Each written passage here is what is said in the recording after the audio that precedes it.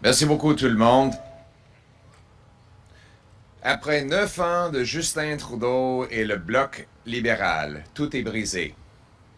Le coût de logement a doublé à travers le Canada et a triplé ici à Montréal. En fait, ici à Montréal, le loyer a augmenté de 700 dollars quand j'étais ministre responsable de logement il y a 9 ans, à plus de 2000 dollars par mois pour une chambre.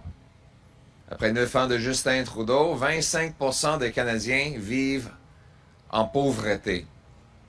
Après 9 ans de Justin Trudeau, on a vu le pire inflation dans une génération. Après 9 ans de Justin Trudeau et le Bloc, qui a supporté tous ces politiques, la dette est doublée, notre économie est en chute libre. En fait, notre PIB par capita a chuté plus que tous les autres pays du G7. Nous avons la pire inflation immobilière dans le G7 de loin, après 9 ans de Justin Trudeau et le Bloc. On voit le chaos, la criminalité et la pauvreté dans nos rues. On a vu qu'après 9 ans de Justin Trudeau et le Bloc, le nombre de décès de surdose a augmenté de 166%. Ici à Montréal, la crise commence à empirer. Le nombre de crimes a augmenté de 11,5% entre 2022 et 2023. Dans la même période de temps, on a vu les incendies criminels ont augmenté de 34%. Les vols de véhicules ont augmenté de 22,6%. Les crimes haineux ont augmenté de 67%. Le nombre d'appels au 911 est en hausse d'environ 10%. Les crimes contre la personne ont augmenté de 13% et les crimes contre la propriété de 11% aussi. On a un nombre record de gens sans abri à Montréal. Et ça, c'est juste une augmentation dans un an. Depuis l'arrivée au pouvoir de Justin Trudeau, la criminalité à Montréal a augmenté de 39%.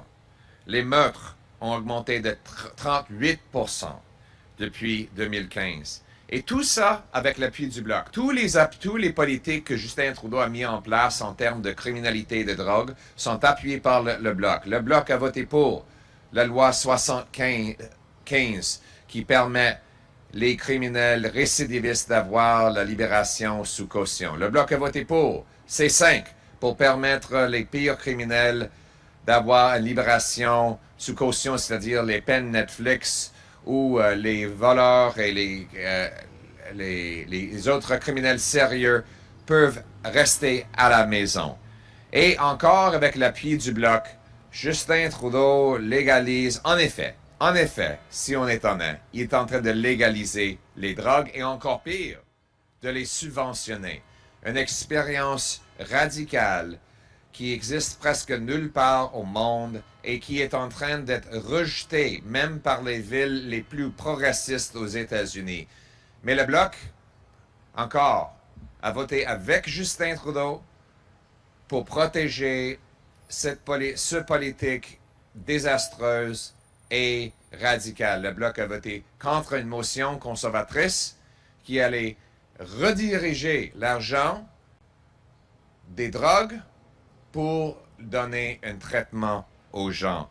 C'est ça l'approche de l'extrême gauche du Bloc libéral qui a causé ce chaos. Et on voit l'un des pires exemples ici. Malgré l'évidence de cette expérience ratée qui détruit les vies et nos communautés, Justin Trudeau persiste et signe en refusant de fermer le site d'injection de drogue dure Benoît Labre à Montréal, situé à quelques pas d'une école primaire. Des parents ont sonné l'alarme au sujet de ce dangereux désastre, affirmant que leurs enfants ont peur d'aller à l'école. Certains enfants ont même été les témoins d'actes d'indécence sur le trottoir et se sont fait crier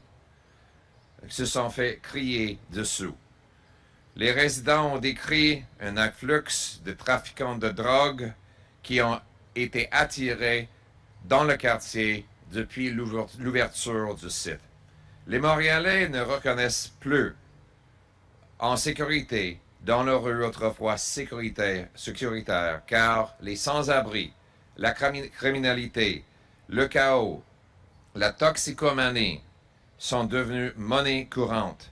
La mairesse Bloc libéral, Valérie Plante, a même insisté sur le fait que les Montréalais devraient apprendre à vivre avec. C'est ridicule.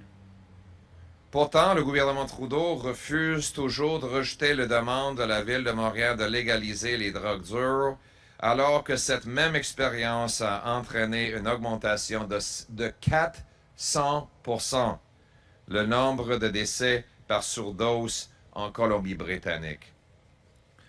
Ce n'était pas le cas avant Justin Trudeau, par contre, et ça ne va pas être le cas après lui.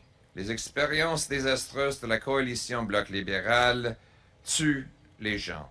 Il y a des solutions que nous offrons. Les conservateurs de gros bon sens revendiquent que Justin Trudeau rejette la demande d'une exemption à la loi réglementant certaines drogues et d'autres substances sur l'article 66.1, c'est-à-dire de bannir des drogues dures ici à Benoît-Labre pour permettre les gens et surtout les enfants dans la communauté de vivre en sécurité.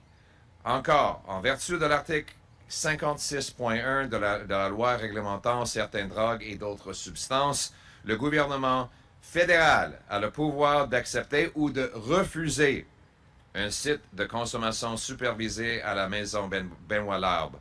Justin Trudeau doit immédiatement fermer ce site d'injection de drogue dure pour protéger nos enfants, rassurer les familles et assurer la sécurité des Québécois. Seuls les conservateurs de gros bon sens vont mettre fin à cette folie. Nous allons bannir les drogues dures. Nous allons arrêter de donner l'argent des contribuables pour financer les drogues et nous les allons investir dans le traitement pour permettre les gens de briser la dépendance et de redevenir des citoyens productifs avec des emplois qui supportent leur famille. C'est ça le gros bon sens. Nous avons besoin d'un gouvernement de gros bon sens qui va couper taxes et impôts, bâtir des logements, réparer les budgets et stopper les crimes. Et nous, les conservateurs, sommes les seuls qui vont le faire. Donc, ramenons le gros bon sens chez nous.